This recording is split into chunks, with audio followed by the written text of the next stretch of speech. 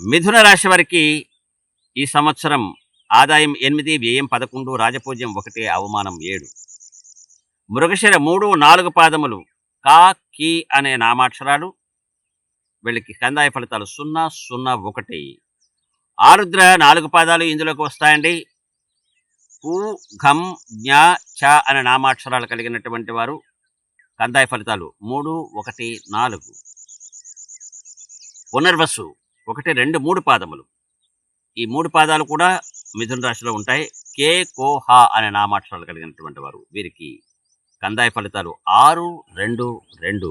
మిథున రాశి వారికి ఆదాయం 8, వ్యయం 11, రాజపూజ్యం 1, అవమానం 7.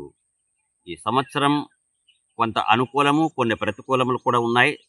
చేసే వృత్తి ఉద్యోగముల యందు చికాకులు, మానసిక ఆందోళనలు, ధన వ్యయము ఇలాంటివన్నీ ఉంటాయి. కానీ ధనధాన్య వృద్ధి ఉంటుంది. ధనధాన్య వృద్ధి ఉంటుంది. నూతన మిత్రుల పరిచయం ఉంటుంది.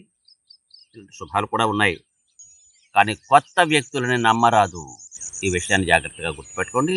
జయ శ్రీమన్నారాయణ. నారాయణ నామస్మరణతో జీవించండి.